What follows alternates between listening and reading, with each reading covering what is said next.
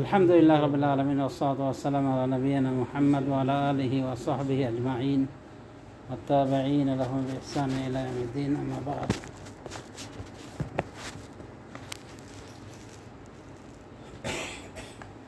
فقد قال تعالى في قرآنه الكريم: والله يحب المحسنين إن الله يحب التوابين ويحب المتطهرين।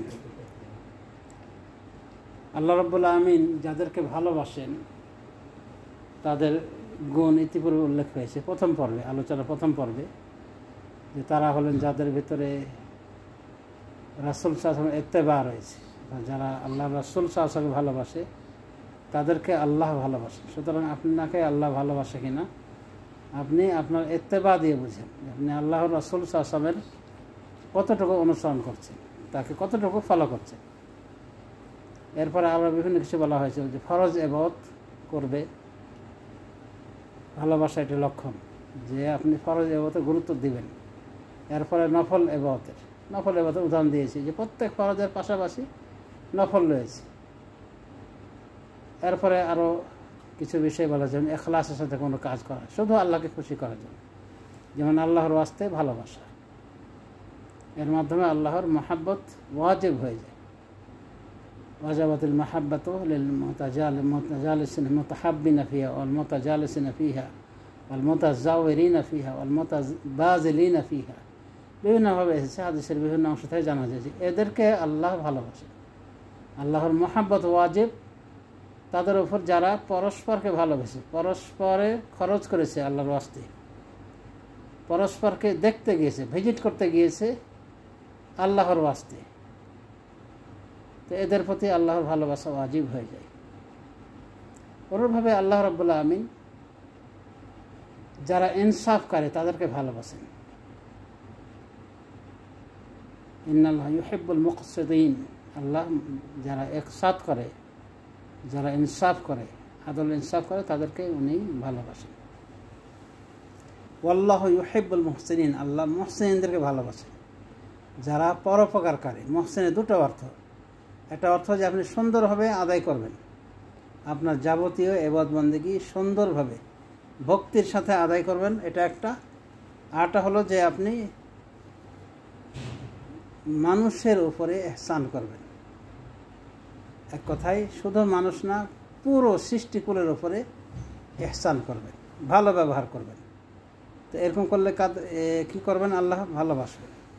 ওয়াল্লাহু ইউহিব্বুল মুহসিনিন, নিশ্চয় আল্লাহ, অর্থাৎ আল্লাহ সৎকর্মপরায়ণদেরকে বা উপকারকারীদেরকে ভালোবাসেন।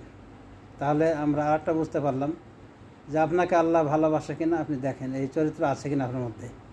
আপনি মানুষের প্রতি ইহসান করেন কিনা, সৃষ্টিকুলের প্রতি দয়া করেন কিনা, ভালো ব্যবহার করেন কিনা।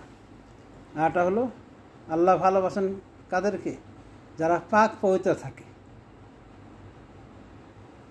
তাওয়াবিন, আগে ইন্নাল্লাহা ইউহিব্বুত তাওয়াবিনা ওয়া ইউহিব্বুল মুতাতাহিরিন, এবং আল্লাহ তওবাকারীদেরকে ভালোবাসেন এবং পবিত্র থাকা ব্যক্তিদেরকে ভালোবাসেন।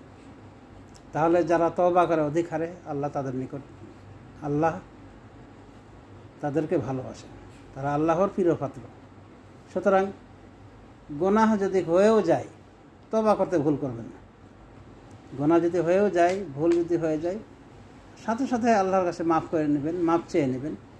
আল্লাহ আপনাকে ভালোবাসেন, আল্লাহ আপনাকে দূরে সরাবেন না। এখানে সহিহ হাদিসে এসেছে, রাসূলুল্লাহ সাল্লাল্লাহু আলাইহি ওয়াসাল্লাম বলেন যে ইবলিস লাঈন একসময় বলেছিল, ওয়া ইজ্জাতিকা ওয়া জালালিকা লা উগবিয়ান্না বানি আদম মা দামাতিল আরওয়াহু ফীহিম।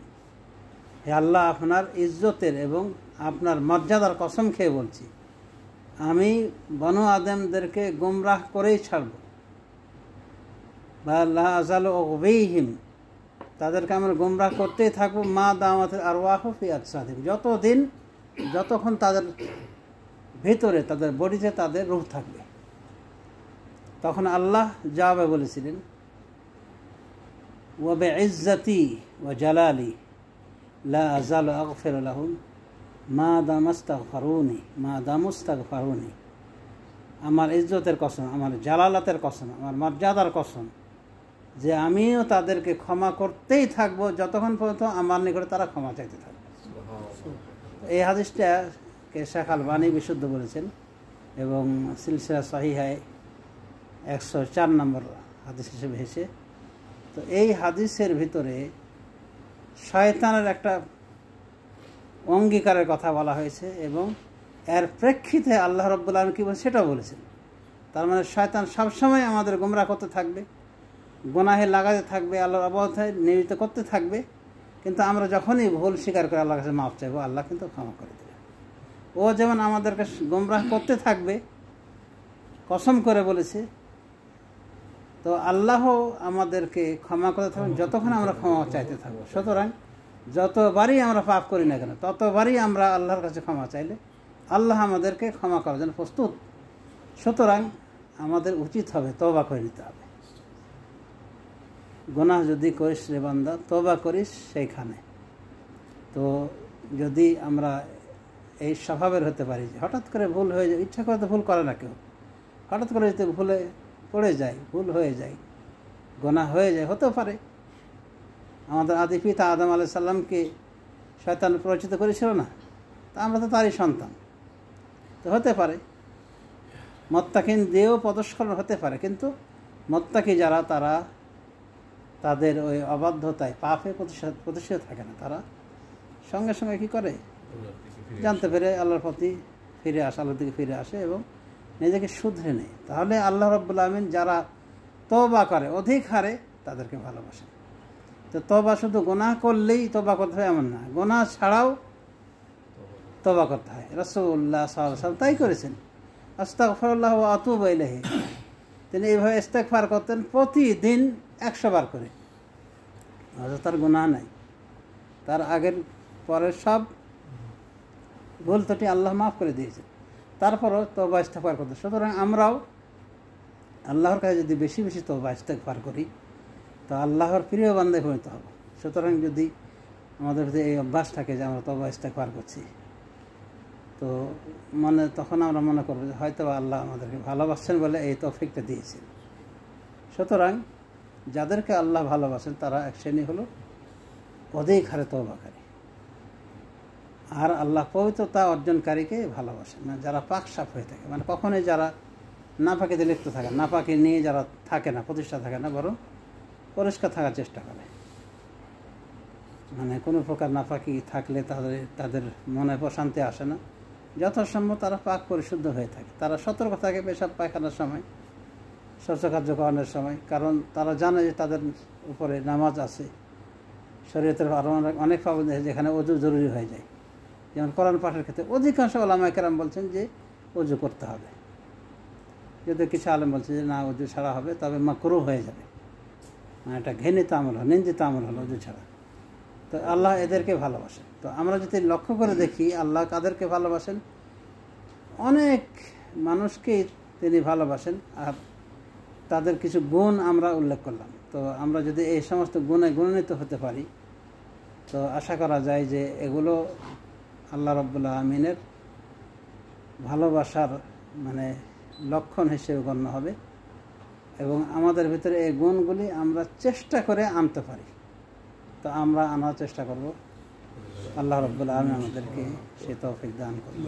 তার সংক্ষেপে আমরা জানতে পারলাম কয়টা হলো, প্রায় 10টা কি 12টার মতো হয়ে যাবে, মানে সবগুলি মিলে। তো এই আমলগুলি যদি আপনার আমার ভেতর থাকে তাহলে মনে করব যে আল্লাহ হয়তো আমাকে ভালোবাসছেন। আর আল্লাহর ভালোবাসা লাভ করলে ফায়দা কি? ওয়াল্লাহি লা ইউলকিল্লাহু হাবিবাহু ফিন্নার। রাসূল সাল্লাল্লাহু বলছেন যে আল্লাহর কসম, আল্লাহ তার প্রিয় ব্যক্তিকে জাহান্নামে নিক্ষেপ করবেন। তার মানে আপনি ডাইরেক্ট জান্নাত যেতে প্রস্তুত থাকবেন ইনশাআল্লাহ। আল্লাহ আপনাকে ডাইরেক্ট জান্নাত দিবে যদি আল্লাহ আপনাকে ভালোবাসেন। যারা আল্লাহর ঘৃণার পাত্র হয়েছে সাময়িকভাবে হলেও এরাই যাবে জাহান্নামে, কিন্তু আপনাকে আল্লাহ ভালোবাসেন, খালাস আপনি ইনশাআল্লাহ জান্নাত লাভে ধন্য হবেন।